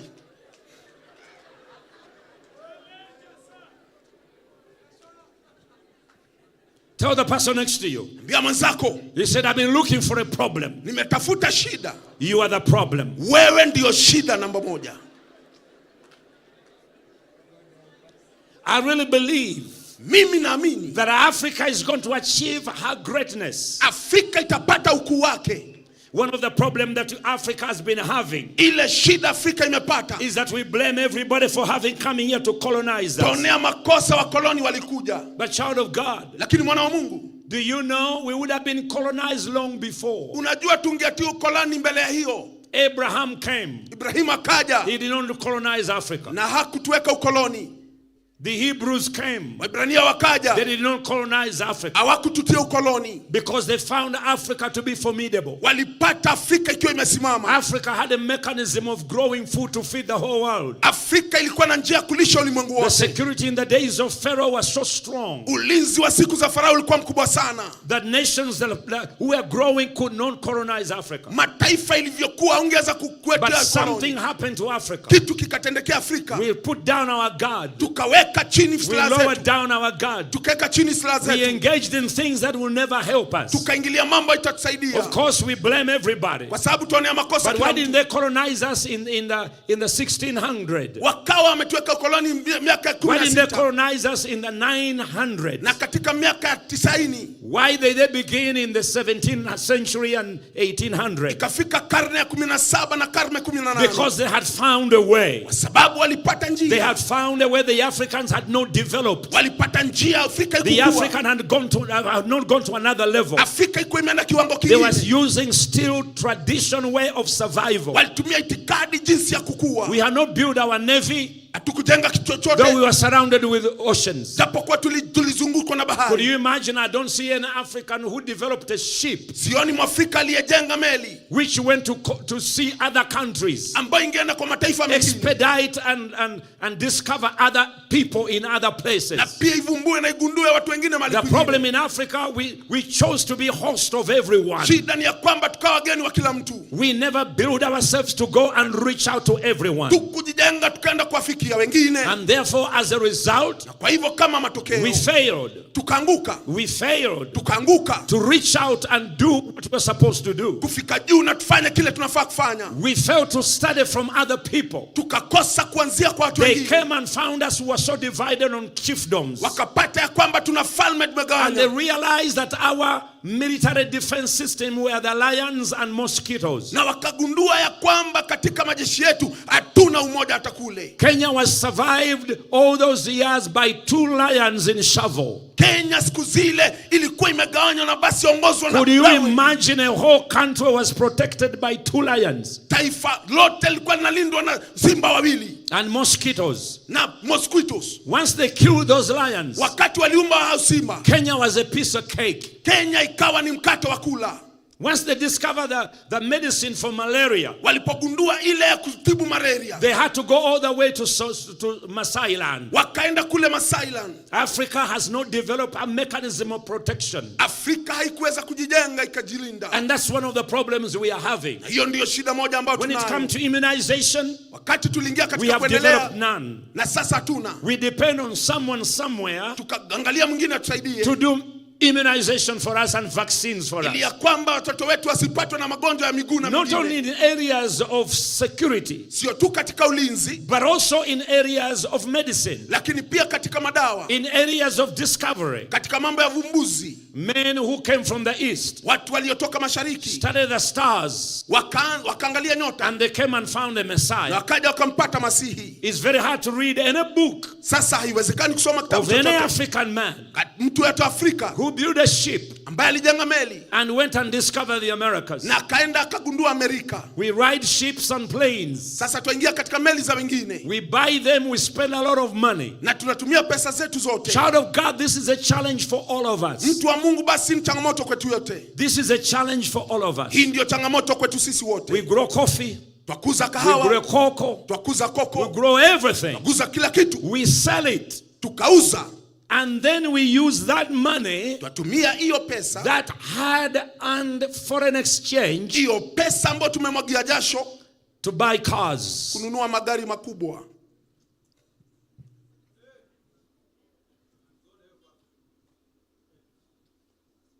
to buy medicine, kununua madawa, to treat African diseases, kuondoa magonjwa ya Kiafrika. We do a lot of export of tea, twapeleka kahawa na majani kule nje, of wood, na pia hata mbao, just to bring back clothes to sell. Kuleta basi manguo tukauza hapa. We export gold, pia twapeleka dhahabu,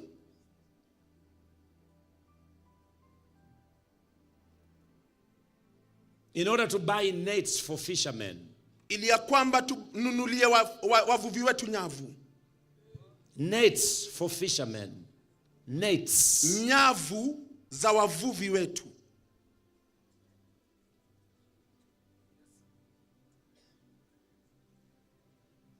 Look at the person next to you. Angalia mwenzako.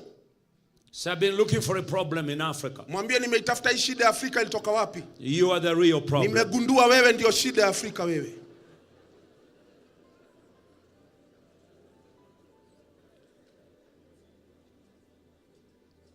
We have not developed our industries. Hatujaweza kukuza shirika zetu. I understand the Masai used to go out and hunt a lion. Masai alienda akampata simba huko nje. I don't think they were using hands to kill a lion. Yoni wakitumia mikono kumuua simba. I think they were using a spear. Walitumia mkuki.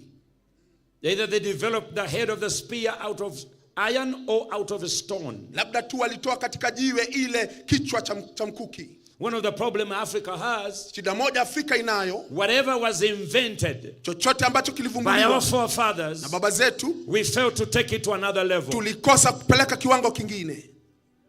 We failed to maximize it and highly develop it where it can be accessible to everybody. Tulikosa kuitilia makali ikawa kitu kikuu kuliko vile tulipata.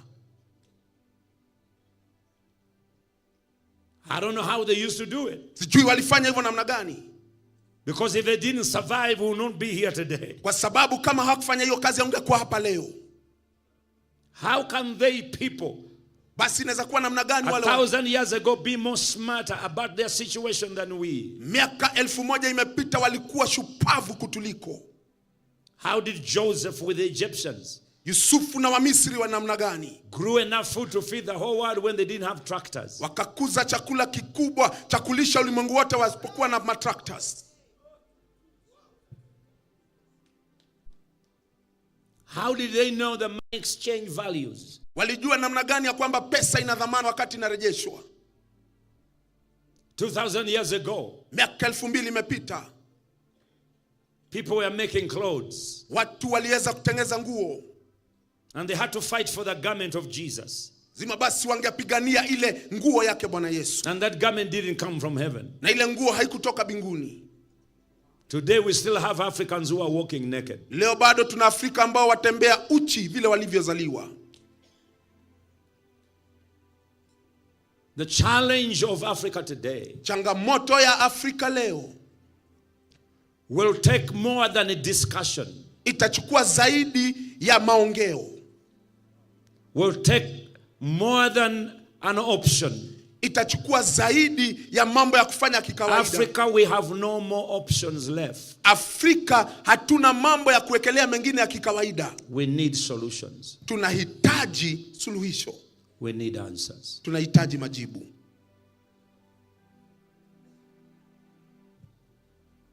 And the answers we are looking for, na ile majibu ambao tunatafuta, they are found in the word of God. Zinapatikana katika neno lake Mungu aishie.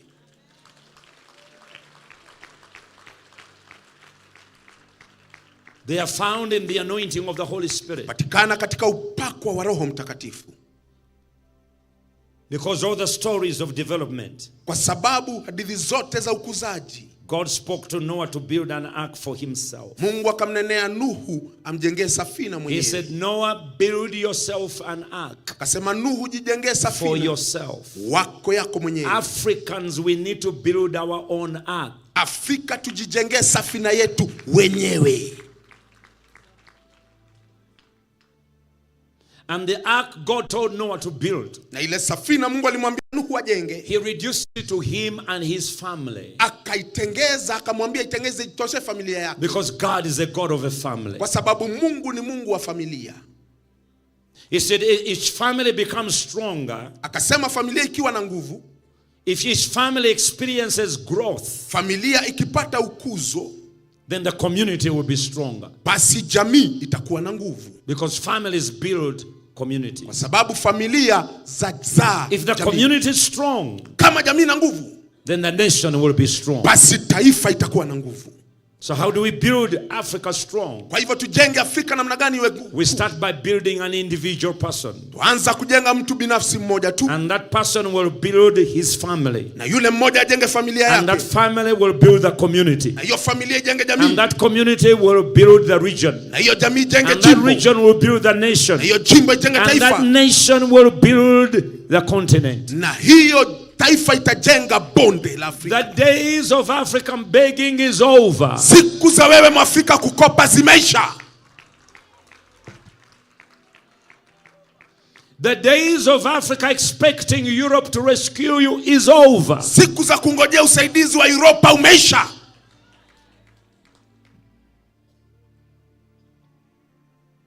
This is a time for Africa. Hii ni wakati wa bara ya Afrika to do her contribution. Kufanya mambo ya kusaidia wengine. We have received too much. Tumepokea za wengi sana. And we've given zero. Na tumepeana kitu bure. Let me say it again. Wacha niseme tena. We have received too much. Tumepokea sana. And we've given back zero. Na hakuna kitu tumepeana. I'm yet to see. Mimi sijaona.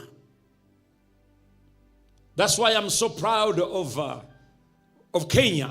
Ndio maana nafurahia Kenya. When they called upon you. Walipowaitia. To go and help our brothers in Haiti. Mwende msaidie ndugu zetu Haiti. You did not hesitate. Hamkusema kesho. Because too much is given. Yule amepewa mengi. Much is required. Basi apeane mengi.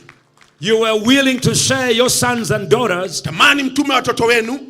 To board a Kenya Airways. Waingie katika tiara ya Kenya Airways. And land and help those black people in Haiti. Land and saidia wale watu Haiti. Who are killing themselves. Ambao wanajiua wenyewe. Who are murdering themselves. Ambao wanaua wazazi wao. Who are killing their leaders. Ambao wanaua viongozi wao. Who are killing their mothers. Ambao wanaua mama zao. And go and tell them. Wende muambie. Stop the nonsense. Wacheni upuzi.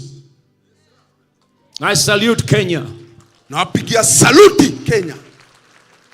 I salute Uganda. Na salute pia Uganda. And Burundi. Tolea kofia Burundi. And Kenya. Na pia Kenya. We are trying to help our brothers in Somalia. Jaribu kusaidia ndugu zetu Somalia. To understand blowing up yourself is not the answer. Uelewa kujilipua sio jawabu. That In this century where we are, katika karne tuliko ndani yake, wearing a bomb and blowing yourself does not make any more sense. Kujivisha makarumbeta za kujilipua, hiyo haijalishi. Like anybody who will eat a lot of food and then he commits suicide. Kana mtu ambaye alikula chakula pia akajitia kitanzi. We just want to see what you can do. Tunataka kuona kile utafanya. We just want to see what you can develop. Tunataka kuona kile utakuza.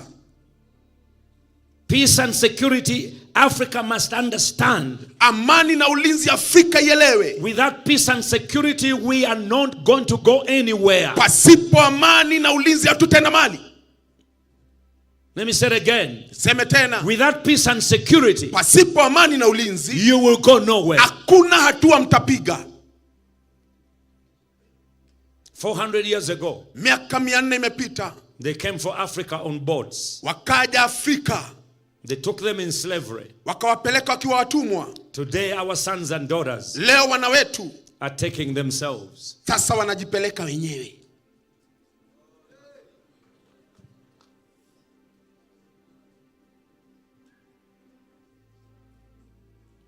We need a new conversation. Tunahitaji tuongee vipya. And charity begins at home. Na sasa upendo wanza nyumbani. Today, mothers, you are going to get the anointing to raise men and women of valor. Kina mama mtazaa watoto wa nguvu. When Israel had a challenge of Goliath, the family of Jesse had raised great young men. The family of Jesse were farmers. But all his sons were fighters. They could kill lions and bears. They could handle their situation. The Bible said they were indebted. The Bible said they lived in Bethlehem. But they realized we're not going to call anybody to solve our problem. And when Israel enlisted soldiers, the first soldiers of the nation of Israel, 6 of Jesse's sons were offered to go into the military. They were handsome, they were good looking. But they said nation first. Our people first. This man would have said, I'm giving you only 2. It is time for us to raise children that can be mighty on the earth, that can be able to solve problems. Africa, you are now called upon. There is too much confusion in the United States. There is too much confusion in Europe today. There is too much confusion in Asia. The answer is going to come from Africa.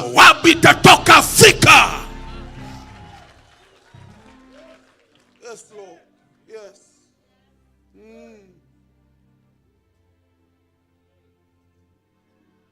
It's time for us to raise great leaders.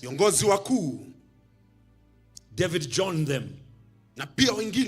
And David told them story. I killed the lion, I killed the bear. Who is this man? The guy was a giant.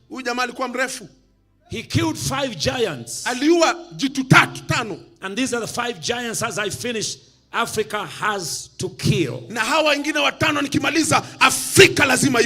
But David kills these giants because a flask of oil had been poured on him.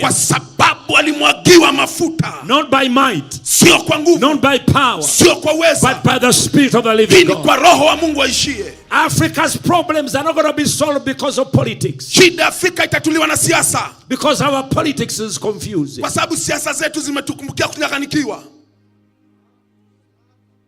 We're not going to solve it because of our military might. Because every weapon we are using is imported. You didn't hear what I just said.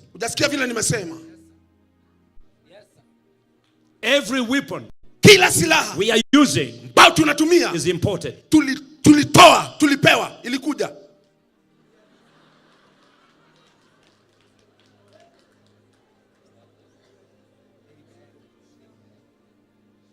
So we can't fight with the weapons of other people. Kwa hivyo hatuwezi tukapigana na silaha ambazo tuliagiza.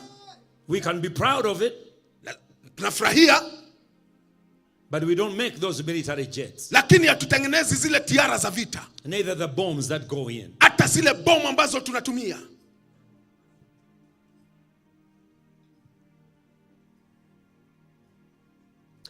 We can't fight because of education. Hatuwezi tukapigana kwa sababu ya masomo. Because this is education is important. Kwa sababu hii masomo pia tuliagiza. We can't overcome by factories. Hatuwezi tukashinda na shirika zetu na mafaktoria. Because the machinery is important. Kwa sababu pia zile tunatumia vyombo tuliagiza.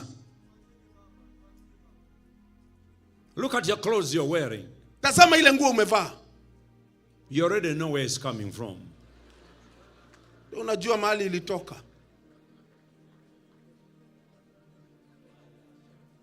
We can't fight with religion. Hatuwezi tukapigana na dini. Because those religions where they came from are failing. Hizo dini mahali zilitoka wanaanguka wenyewe nazo. We can't even fight with witchcraft. Hata tupigani na uchawi. Because we would have bewitched all the colonials who first came here. Maana tungeroga wazungu walipofika.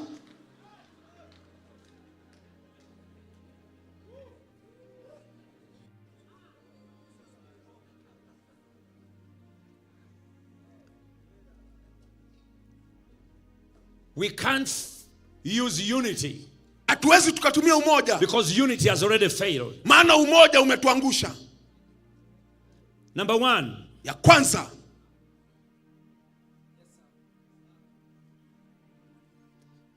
One of the giants we have is ignorance. Jitu moja ambao tunaye ni kule kutojua. Africans, we are very ignorant. Afrika sisi hatuna ujuzi. We don't know we are one. Hatujui ya kwamba sisi ni kitu kimoja. We are one. Sisi ni kitu kimoja. Tell the person next to you. Ambia mwenzako. We are one. Sisi ni kitu kimoja. Ignorance is going to be defeated. Ujinga utashindwa. By oneness. Na umoja. Kuwa kitu kimoja. Oneness. Kuwa kitu kimoja. Doing things as one. Kufanya mambo kama mtu mmoja. Planning as one. Kufanya vitu kama moja. As one. Kufikiria kama mtu mmoja. Because we are ignorant. Kwa sababu basi sisi ni wajinga. We don't even know the political season and the working season. Hata hatujui majira ya kazi na pia siasa zake hatujui. In European countries, katika mataifa ya Europa, there is a time for politics. Kuna wakati wa siasa. When politics is over, siasa zikiisha, they go to work. Wanaenda kazini. In Africa, politics never end. Siasa haiishi.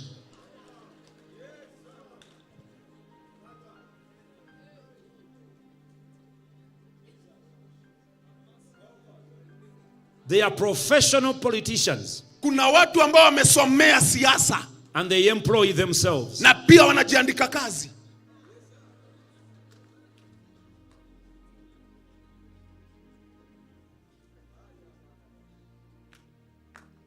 It is only in Africa. Ni Afrika tu.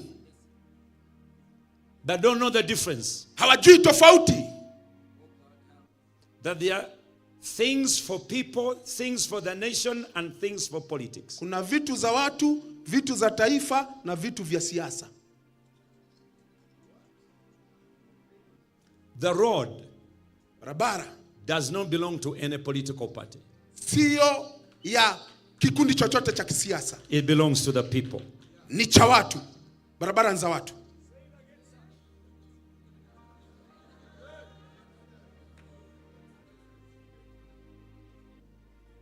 Kenya Airways, ile shirika la ndege la Kenya Airways, is not for Kenyans. Sio ya Wakenya. Is for the human race. Ni ya wanadamu kote.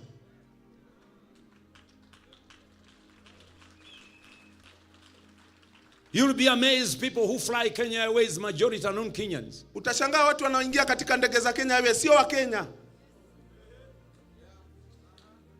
Europeans always fly Kenya Airways. Wazungu ndio ambao wanaingia ndani ya hizo ndege zetu. To come and look at your snakes. Waje waangalie nyoka zenyu na chati zenyu.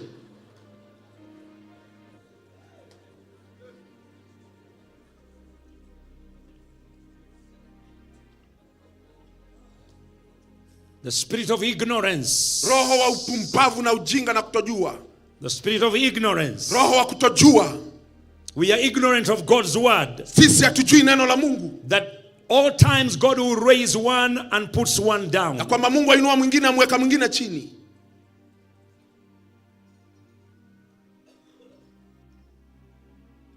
You may not like me. Labda utanipenda. You may not think you don't need me. Labda wafikiria haunihitaji. But we need each other. Lakini mimi na wewe the demon of ignorance is so bad. Ile kutojua ni mbaya. It's so bad. Yule pepo ni mbaya sana.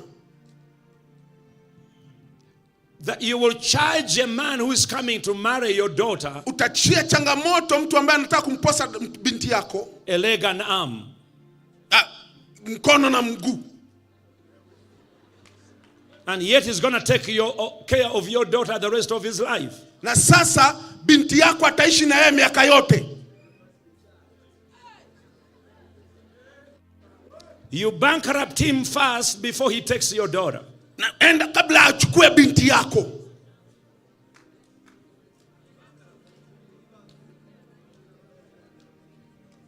You bankrupt him before he takes your daughter. Unamnyang'anya kumnyonya pesa zote kabla achukue binti yako. Unaondoa pesa kwa akaunti yake yote. And then your daughter get married to the poor man. Alafu sasa anaolewa na maskini hohehahe.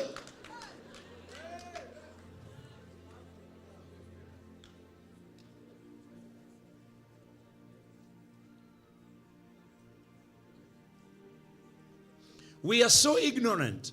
Sisi tumepuuza sana na kutojua sana. We don't know where people, when people move, money moves. Hatujui ya kwamba watu wakisonga pesa za songa. People move money. Watu wasonga na pesa.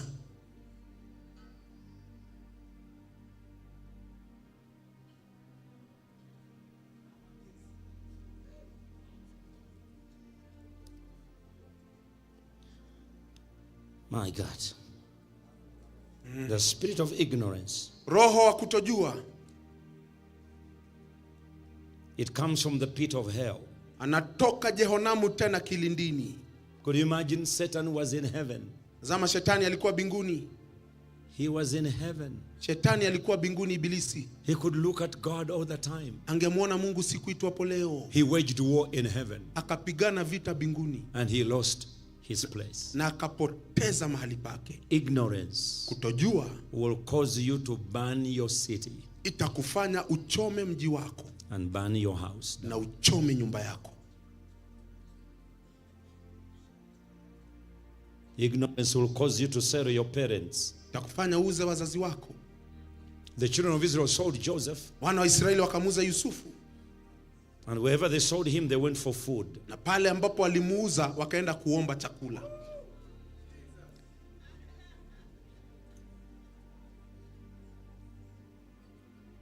When you destroy Kenya, where will you go? Ukiharibu Kenya hii, utaenda wapi? You are forgetting you are surrounded with borders. Unasahau umezungukwa na mipaka.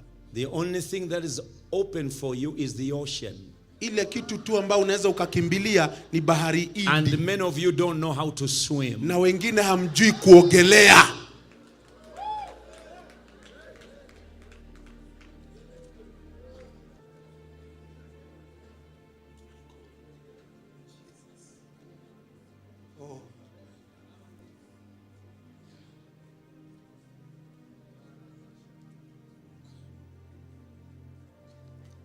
Ignorance.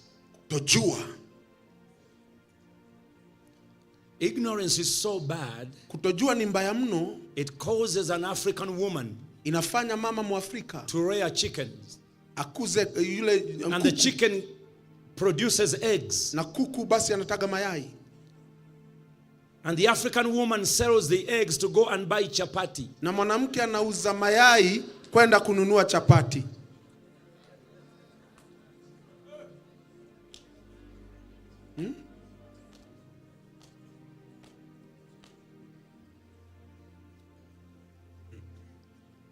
Look at the person next to you. Angalia Mwafrika aliyekaa na wewe. Look at that African person. Angalia huyo jamaa Mwafrika. Tell him, I see. Mwambie ninaona all my ignorance leaving me and coming your way. Ujinga wangu wote unitoke ukuingie.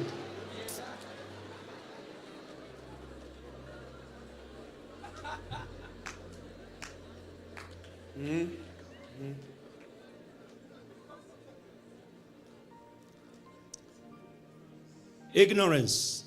Kutojua na ujinga. Giant number 1. Jitu wa kwanza. We are poor because we are ignorant. Sisi ni maskini maana tuna ujinga na hatujui. We are not poor because we are bewitched. Hatuna umaskini kwa sababu tulirogwa. It does not work. Ifanye hivyo, endi hivyo. Because you would have stopped all the rich people in Kenya. Kwa sababu ungesimamisha wachai wote Kenya.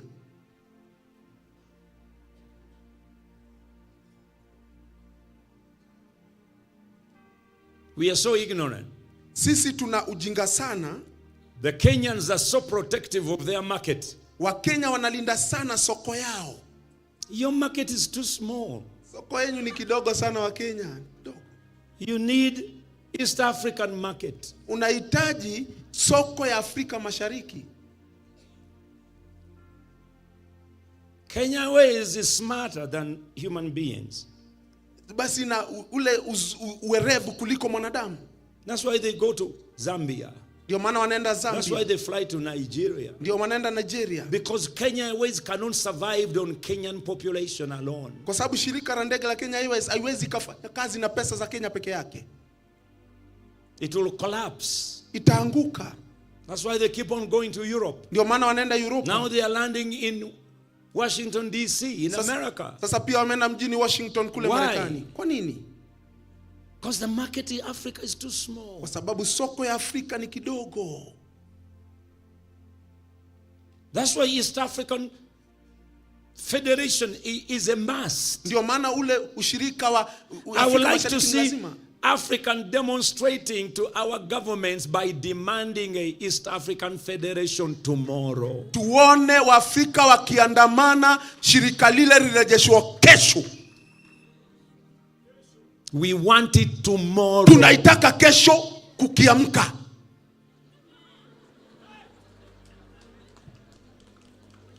That is sensible demonstrations. Kuwe na maandamano ya kiakili na ushupavu. Because the market will be bigger. Kwa sababu soko basi itaongezeka. All the productions you are doing. Na pia ile ukuzaji wote mwafanya. All the wheat you are growing. Na ngano ambao mwakuza. You can't sell it in Kenya. Hauwezi ukaiuza Kenya. I don't know what else you are doing. Sijui nini nyingine mnauza. All these hotels you are building. Hii mahoteli yote mnajenga kila mahali. Some Kenyans will not use them. Wakenya wengine hata wataingia huko. But someone needs to come and use them here. Kuna mtu atakuja aingie.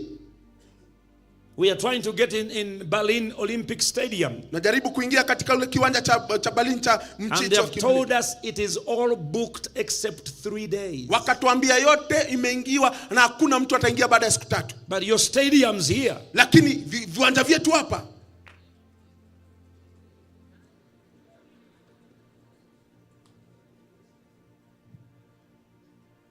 When there is anything in the stadium, wakati kuna kitu katika uwanja, is always half full.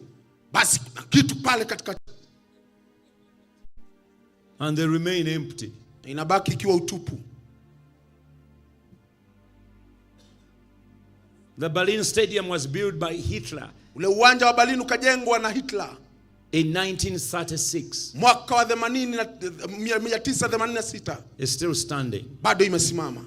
But it's used every day. Lakini natumiwa kila siku. Big concerts. Kwa sababu big conferences. Maosha kubwa. Here. Hapa. Our grass. Nyasi yetu. When you stop it, when you walk on it, ukitembelea, it dies immediately. Inakauka kabla uinue hatua ingine.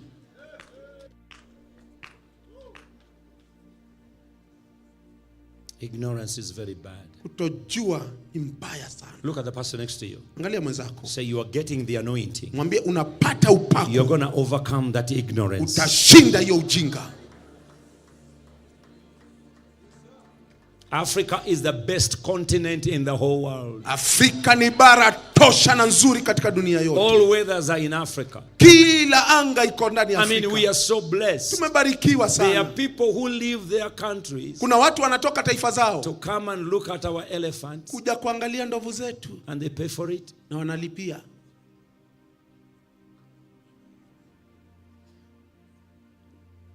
Could you imagine? Tazama. People come here. Watu wanakuja hapa to look at our monkeys, kuangalia tumbili wetu, and they pay for it, na wanalipia tumbili wetu, and we are killing monkeys, na sisi tunaua tumbili. We are poaching elephants, tunaua wale ndovu. Something that's bringing you money, kitu ambacho hakikuletei pesa.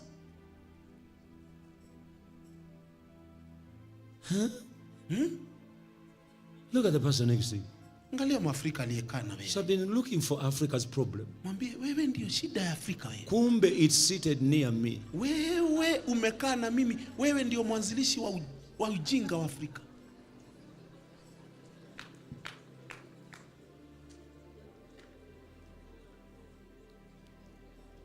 Giant number 2. Jitu wa pili. Giant number 2. Jitu wa pili.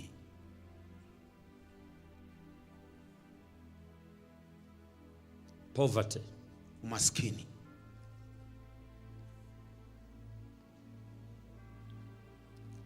How many of you hate poverty? Ngapi wanachukia umaskini?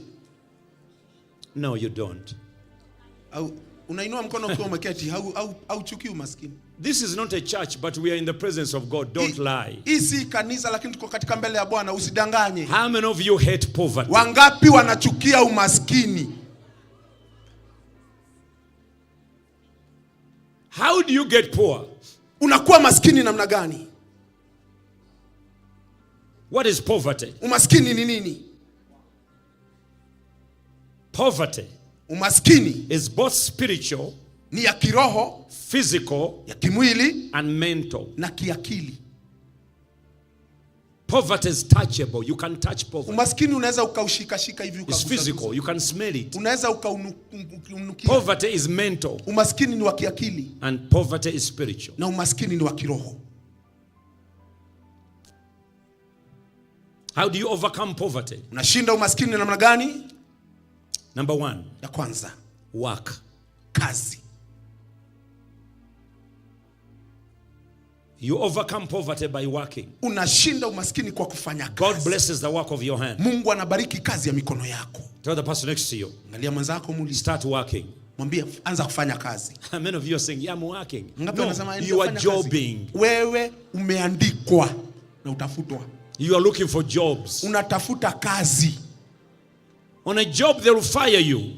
Kule kazini watakufuta. And they will hire you. Na watakufuta. Nobody will fire you from your work. Hakuna mtu atakufuta kwa kazi ya mikono yako. No way. Hakuna.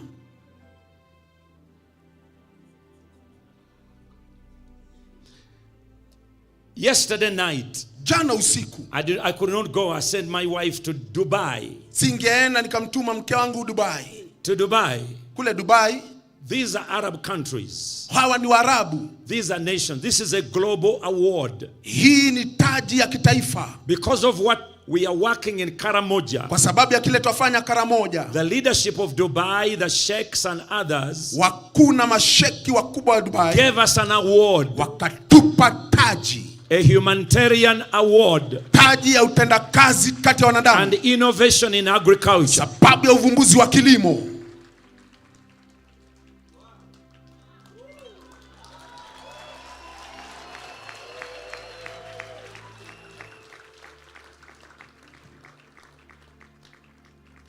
I didn't know men don't touch women. Mimi sikujua Waarabu hawaguzi wanawake.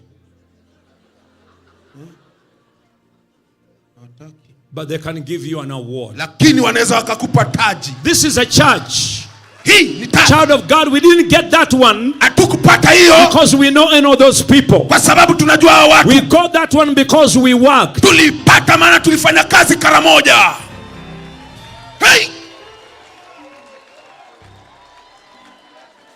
You are talking about influencing people. Unaongea kuhusu kufanikisha watu.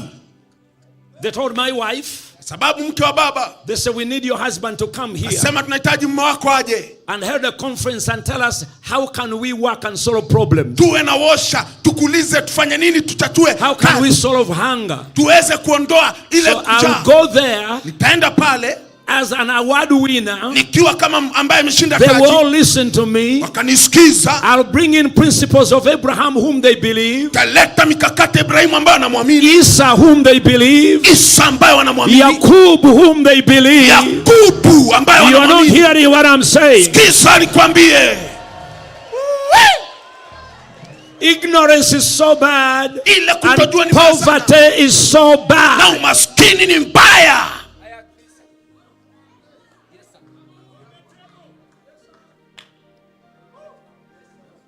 You can fire me from your job anytime. Wesa ukanifuta ofisi yako ukitaka. But you can't fire me from my work. Lakini nikiwa na kazi ya mikono uniondoi.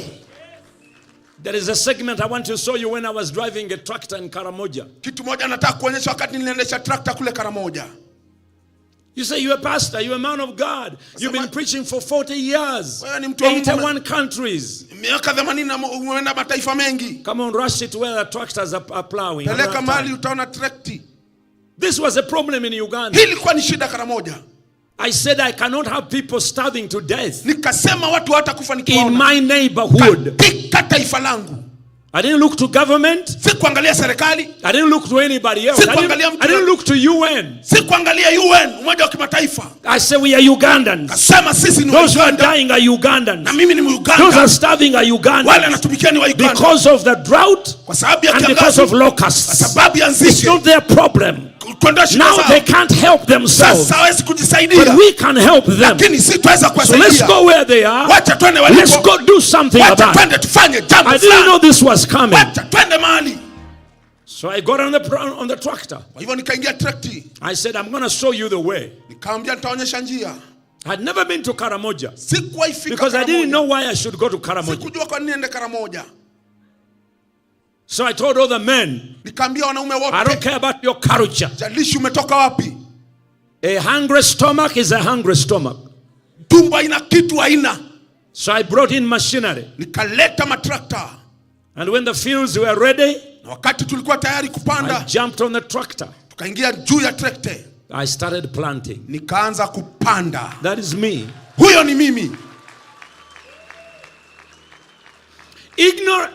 Poverty is so bad. Maskini ni mbaya sana. It makes you impotent. Ya kufanya uwe tasa.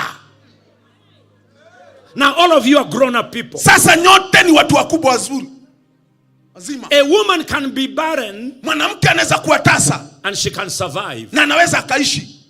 But a man who is impotent. Mwanaume tasa.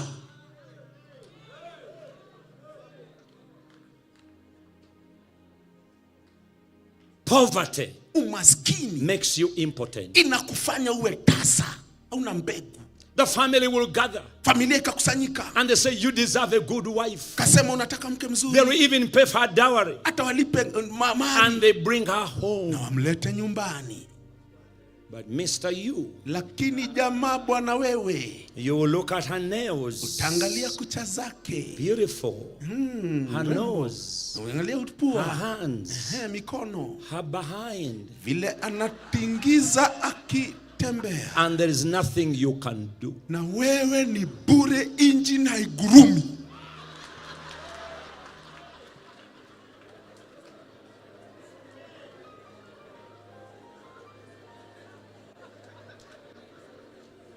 That's what poverty does. Hivyo ndivyo umaskini inafanya. Do you hate poverty? Unachukia umaskini? I'm asking you. Nauliza Mwafrika. Do you hate poverty? Wewe unachukia umaskini? Let all the men say I hate poverty. Mtu aseme nachukia umaskini. Until you hate poverty. Paka ukauchukia You umaskini. never throw it out of your house.